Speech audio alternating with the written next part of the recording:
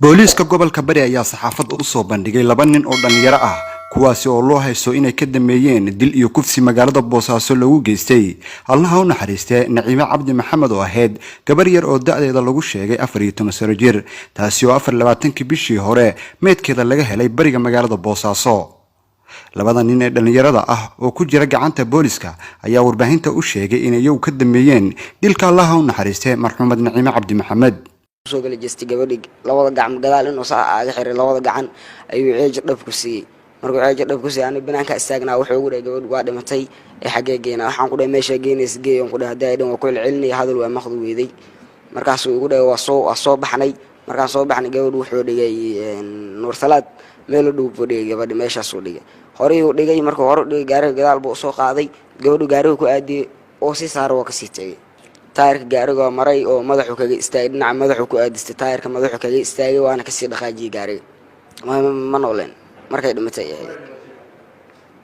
inkasaan qiraal aan nahay oo dambigeena aan qaranayno gabadhii annagoo doro laba waa u tagnay gabadha waa u gacan dhaafnay saas ay tahay gabadhii haddana waxaan ku sameynay inay iyadana baxrayso ama in xirto ama na dacweyso baan diidanay hase haddii gabadha waa ceejinay waxaan ku ceejinay camaamad labada dhinac waan ka qabanay haddaan ka qabanay gabadha way socday. markuu hore markay socdo cabaar ka bacdi way soo kacday.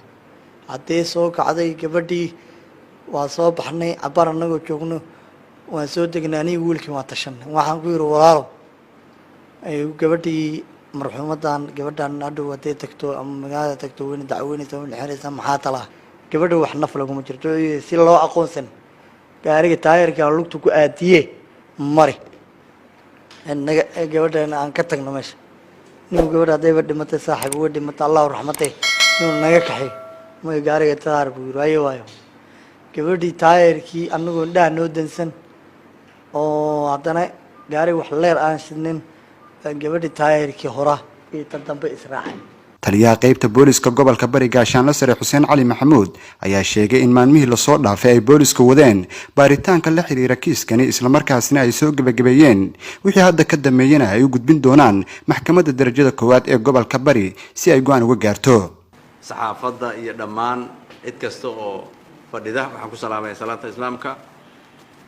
waxaan xilligan u qabanaynaa shirka jaraa'id inaan belief yar ka siino bulshada Puntland ama bulshada Soomaaliyeed gaar ahaan bulshada gobolka Bari dilkii foosha xumaa oo ku dhacay gabadhii marxuumadii Naciime Cabdi Maxamed oo dhimatay Ilaahay ha u naxariisto oo gacan ka xaq daran ay dishay.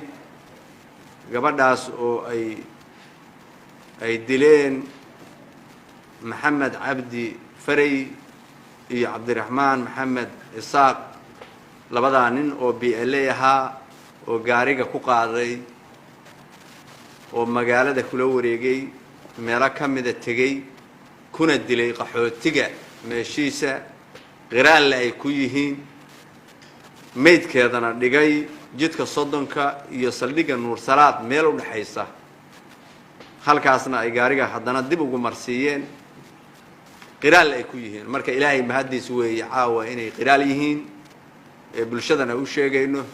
dilka loo geystay gabadhan yar ayaa ahaa mid ay aad uga argagaxeen bulshada ku nool magaalada Boosaaso isla markaasina aad loo hadalhayay dhacdada arrintan la xiriirta. Maxamed Madani, Universal TV, Boosaaso.